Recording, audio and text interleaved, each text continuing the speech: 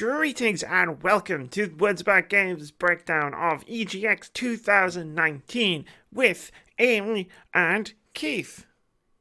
One of us was at EGX 2019. This is the general introduction to all of the EGX videos that we're going to be putting out over the course of the next week. So if you watch all the videos, you'll see this like 10 times. Just I didn't want to get off track in the beginning, but hey, it's us. I was at EGX. Keith wasn't. I played a ton of games. Keith doesn't know anything about any of them because we haven't seen each other since I got back from London. So we're going to talk about them. All of them. It's separated into categories that make sense if you're at the show and probably make sense. I hope they make sense. If you weren't at the show, either way, thumbs up. I have 7 games of the show and I made this. So I'm going to be giving these out as we do the podcast. So keep an eye out for my 7 best games of EGX with the little hearts and stuff. So without further ado, I'll hand it over to future Keith and future Amy, who are going to be having lots of conversations about video games. Over to you, future me. Legends of Runeterra. Keith, I played a card game at EGX. Have yet to die. So 2 days before the show started, I was looking at the map to try and figure out where Final Fantasy VII was, because I was like, I know where I'm going, and I'll figure out the rest once I'm there. And I don't know. I'll continue. I know you can still hear me. So I was looking at this thing, and there was a hole. It was essentially a gap in the map, right? And I didn't know it was going to be there because, as it turns out, Riot Games had not announced Legends of Runeterra yet. So there was a thing last week where Riot Games announced a bunch of new games, and one of them was a card game called Legends of Runeterra. And as it turns out, they had a massive stand at EGX, which we didn't find out about until the day before the show started. It wasn't that popular on day one, and it grew in popularity as more and more people sort of figured out what it was. But what was cool was, because it was day one and no one really knew about it, I could just walk straight in and play it. So the game itself is, imagine the board of Hearthstone, right? That has kind of become the standard card game layout. Yeah. Cards on the bottom, you've got your board, you've got your life stone, you attack. You know how card games work. The main difference in this is, from say a Hearthstone, is that every turn, you swap between being the attacker and the defender. So you're still playing cards simultaneously. I'll play a card, then you'll play a card. It goes backwards and forwards like that, but only one character, one player will be attacking and the other player will be defending. So that kind of changes what you'll be doing on any specific turn. If I draw a character that has, I can't remember, and I'm going to be honest, I don't remember any of the actual terms for the special abilities, but basically if I draw a character who can attack immediately from being played on the board, I'm probably not going to play that character if I'm defending, because that would be pointless, because then I just waste that ability. So it kind of the strategy is kind of affected by that. It was kind of neat to sort of be able to sort of have those two segmented sort of types of turns, you're either attacking or you're defending. The deck that I played, I don't know whether it felt OP or whether it just happened to suit my playstyle, because I tried 3 decks when I was playing it, because I had 3 decks available, and I could even go in and edit the decks, even though it was only a demo, which was kind of weird. And I was gaining XP and leveling up and stuff, so I don't know whether this was demo, whether they just went, we'll just install the whole game as we have it right now, because it's in beta at the moment, so people are actually playing it. But I played 2 decks and I wasn't doing too great with them, and then I got this 3rd deck. So there was a deck based around magic, and another one which was based around control, like as you would imagine it, like in say Magic the Gathering, like because I know we Yeah. both played a lot of that. And then the deck I got, like where I was like I'd suddenly started just winning really easily, was like based around like a hero character that you have.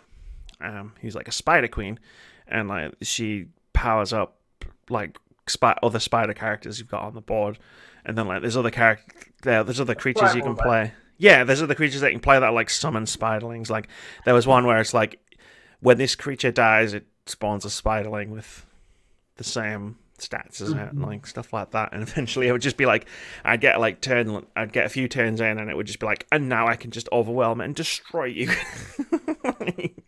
with all of my spider creatures. Like, hopefully, that was just me being good at that particular style of play, and not I found the OP deck.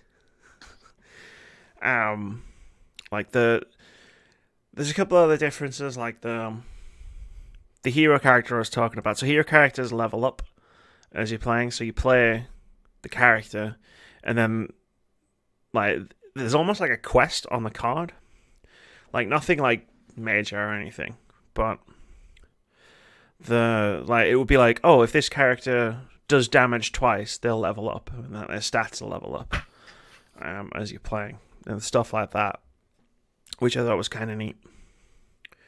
It's just for the hero characters. As far as I was aware, like all of the heroes are based on League of Legends characters. It's obviously a League of Legends spin-off. Right. I knew nothing about League of Legends. It's the woman who I was talking to as I was leaving, who was asking me like, "Oh, did you enjoy it?" It was like, "Yeah, I did." "Oh, so like, how much League of Legends have you played?" "None." I just like card games. Yeah, like. "Oh, so you play Hearthstone?" "Not at all." Like, "Oh, what do you play?" "Well, I played a lot of Duel of Champions." "What's that?" "Right." "We're not vibing." Like, that is or was one of your competitors. That I think still exists. It was a Ubisoft game. No, like it. What draws me to it, like, because obviously it was fun to play in a demo environment. What draws me to it is the fact that it doesn't have blind booster packs, as you would expect in a card game. So I've been trying to read about it and get my head around it, because obviously it's very different from a kind of like card game. So one, you can just directly buy cards from the cash shop, which is a fucking godsend. Like, as somebody who hates the loot box style card packs that you get in card games, digital card games, thank God. But the way they work is microtransactions will be obviously based on cosmetics and buying cards. So you get a box, because they didn't want to remove opening packs, because apparently they tried that and people still wanted to open packs because that's part of the fun of a card game. So you get more cards, like as you play the game and level up. Yeah. You have a reward chest that you unlock at the end of the week, and the more you play, the bigger the rewards in that chest. Yeah. And there's a mechanic in place where you can like swap cards, like for ones that you actually want. Because obviously there's different. I can't remember what they're called. Factions. They're not called factions. They're called something else. But when you're playing, you're earning cards for the faction that you're playing as. Mm-hmm. So you can like change it. Like if you want a bunch of faction cards for one specific faction, you just need to play as that faction, and you won't get like a bunch of cards that you can't use. Like for it, it's all designed to be more like friendly to players, as opposed to like going in blind and like opening card packs and being like, shit, I didn't get things that I wanted. Oh no. I'm just looking at that website at the moment, and I do see what you mean by like level up things on the card. Yeah, that was cool. I like that. Like you can level up your heroes.